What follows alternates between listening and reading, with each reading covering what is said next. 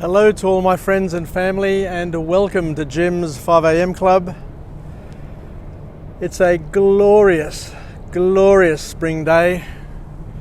We are being spoilt by these fantastic weather conditions at the moment. It's more like summer than spring. And check it out. Check out Circular Quay in all its glory. But the problem that I have is that regardless of what time I come up here, there's nobody here. I don't find anybody up here. We've got this magnificent platform called the Overseas Passenger Terminal with these viewing platforms which give you a 270-degree view of Sydney from Campbell's Cove round to the magnificent Harbour Bridge. Let me climb a few stairs up to this platform which is above the Quay restaurant, and from here you can basically just circle around and see the glorious Sydney Harbour. Got the ferries coming in, you've got the Opera House over there, the beautiful blue skied horizon, more ferries coming and going, and the cityscape. In actual fact, from up here, make no mistake, you've got a 360 degrees view of the cityscape, and it's absolutely magnificent.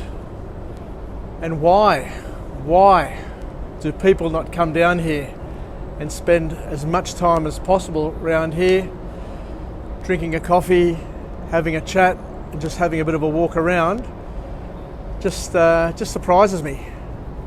You know, do we need to have tourists here to be making the most of this beautiful city? What happened to the good old adventurous Sydney-siders?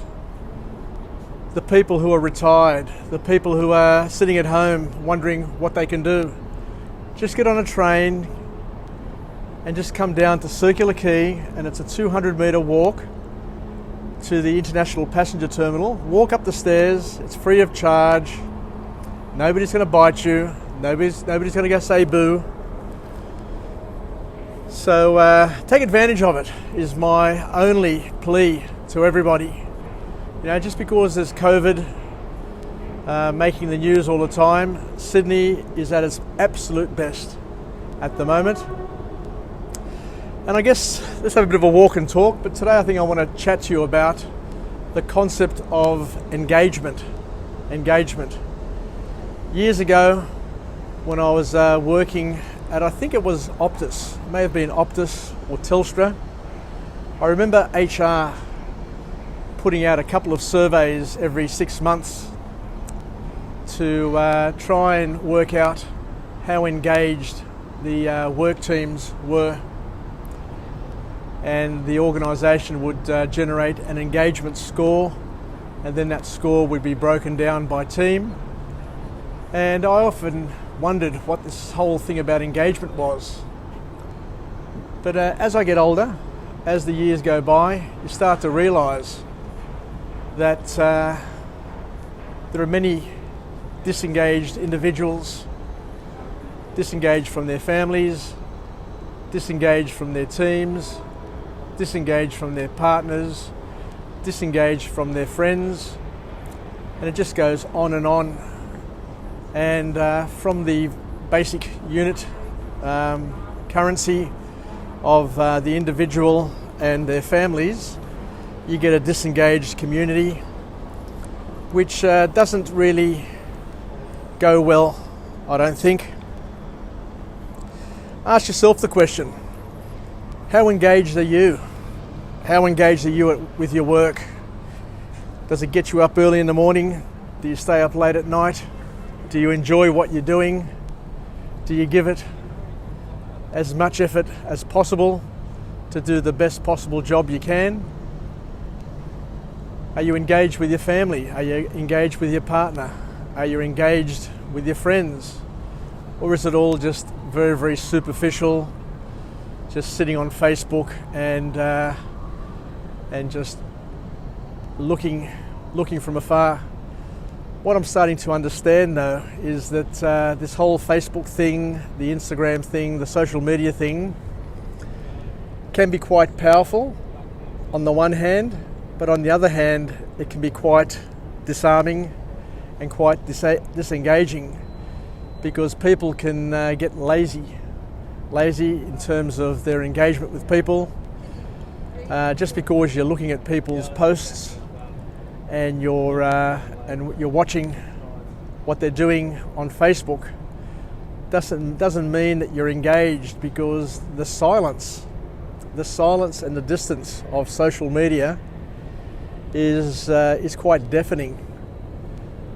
You know, there are days where you can put up posts and just get a couple of likes, and I guess usually the people who just put a like up there are the habitual people who just like whatever you put up, regardless of what it is.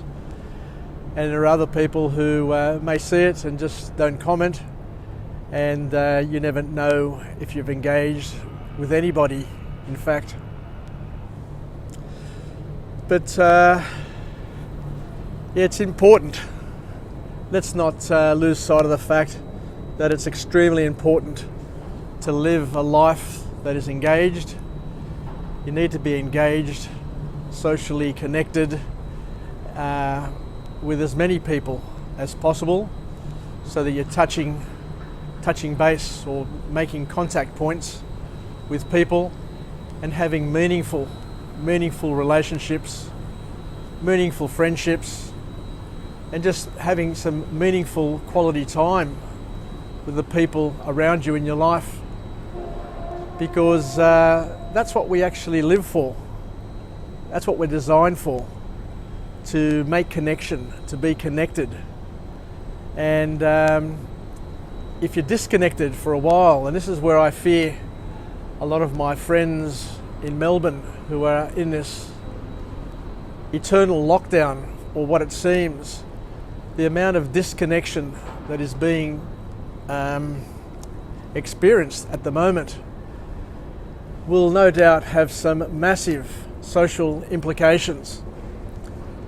Because what I've learnt over life, or over my life at least, and just looking at friends and relatives and work colleagues, is that once you go down the path of being disconnected or disengaged, it's a really dangerous, slippery slope, because you just keep on slipping away unless you make a huge effort, or somebody else intervenes to make an effort to engage you, or to invite you to engage into a social circle. Then before you know it, you become ostracised. You become one on the outer, and it becomes virtually impossible, or very, very difficult at least, to reconnect. People who get up and leave Sydney to go and live in another state, or further away from Sydney, before they know it, they're disengaged from their friends and family, and that initial disengagement becomes a permanent separation and a permanent distancing, which cannot be bridged. So there's a word of warning there for all young people, and that is to stay connected, make an effort to catch up with your friends and family, make an effort to be relevant. Try and be as relevant and as interesting as possible. Maintain as many friendships and connections on a daily basis that you can. Generate as many interests and hobbies that you can, and mix with people from all ages, because you need that energy flow from young people to older people, and you need the hope to be constantly flowing between the generations, so that you don't feel as if you're alone. You don't feel as if you're a victim of a vacuous community and a unfulfilled life.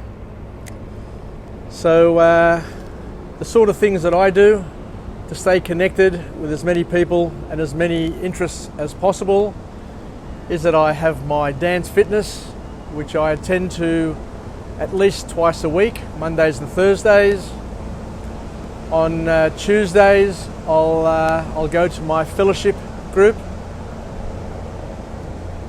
and on other days, I'll engage with my family and spend some time with my grandchildren, and during the day, of course, I'm fortunate that I've got a job where I can just chit-chat all day with my work peers, talk about whatever I want, as loud as I want, and not feel as if there is anything that I can do or say that'll rock the boat. And of course, I make a point of getting up early. Every single morning I have my 5 a.m. club where I'm able to express myself and express the creative side of my personhood. So I'm engaging actively in terms of my sports and dance fitness. I'm engaging mentally with my presentation of the gym's 5 a.m. club. I'm engaging spiritually with my fellowship group once a week, and we just try and do the best we can with what we have. Anyway, let's finish up there on this beautiful day. We've got the Queenscliff. Here we go. The Queenscliff's about to burst out of the barriers there at wharf number 3, and it's heading across to Manly. Oh, what I'd love to do.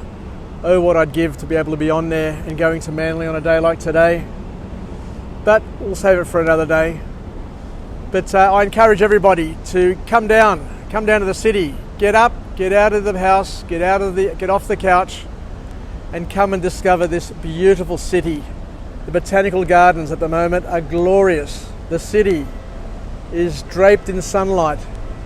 There's hardly anybody about, so there's no waiting. There are no queues. You can do whatever you want and feel as if you're discovering it for the first time. Anyway, to all my friends and family, let's finish up with a positive affirmation. I'm alive, I am well, and I feel absolutely great. To my friends and family, stay connected. You must stay connected.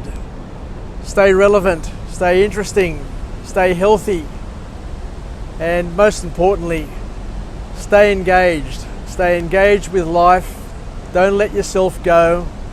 Have your goals, have your dreams, do something to have something to look forward to, because your future is just as important as your past, and you can decide now, right now, what you're going to do today, what you're going to do tomorrow, and just do it.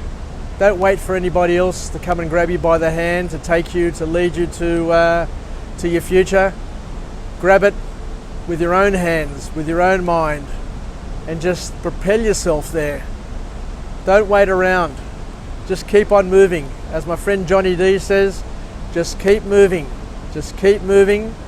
And by keeping on moving, you'll get somewhere, you'll see something, you'll do something, and your life will be far more interesting and far better and far more fulfilling. Yasas, take care, and until tomorrow, we'll catch up again from another location with another message. But wishing you all well, and may you have an absolute fantastic Tuesday. Yasas, and bye for now.